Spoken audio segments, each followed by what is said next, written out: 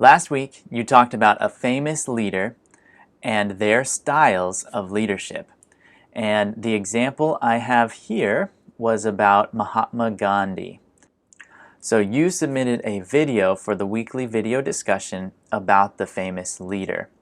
Now, that was last week. This week, we're going to talk about a leader that we know. It could be a family member, it could be a friend, it could be a coach or a teacher, someone from your life who is a leader. And I chose my mentor, Rob. He used to be my boss, but he is also a mentor, a friend to me, kind of like a coach or someone who gives me wise counsel. Not a professional counselor, but someone who gives me good advice. So that's the leader that I chose. And for this week, you can create a video, or you could type up your answer and write it out in paragraph form. So here's an example of a written answer or written response, or you could do a video response like what I'm doing right now. So you will talk about the leader from your life, and I hope to hear some about this leader's styles and strengths.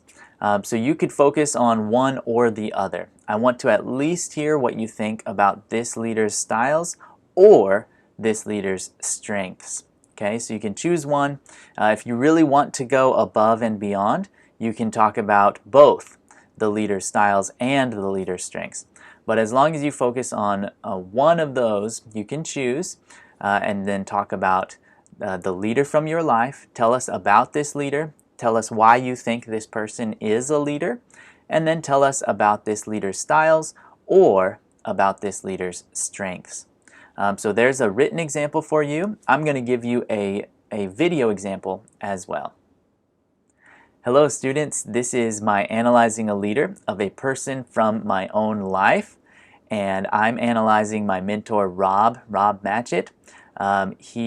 A little bit about his background. He's from Texas, and he has been a leader in camps and churches around Texas for a long time.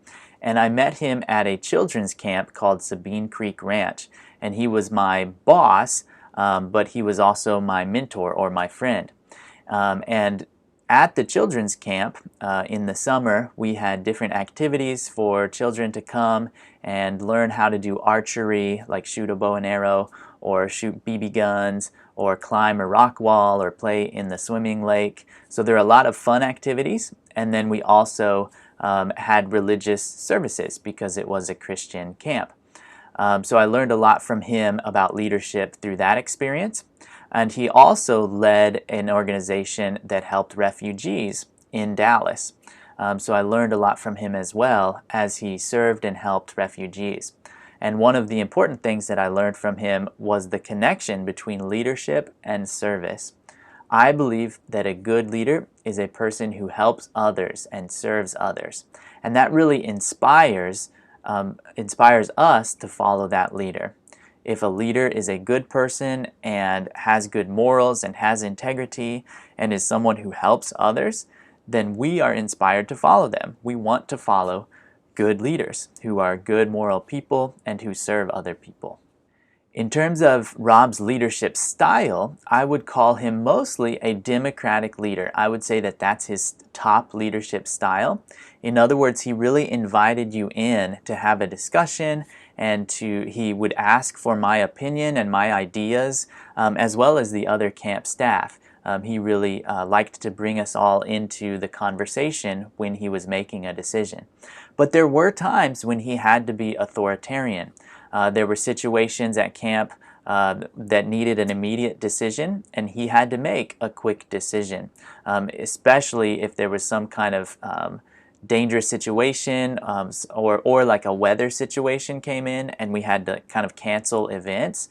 He had to make those quick decisions. He didn't just talk to us and we took a vote and we talked about it. There wasn't time for that. So there were times that he had to be more authoritarian. And there were times that he chose to be more laissez-faire as well. He stepped back, and once a week he would actually just step back and spend time with his family, and he let me be in charge. I was the assistant director, so I was in charge of things, and he stepped back and he didn't try to micromanage me.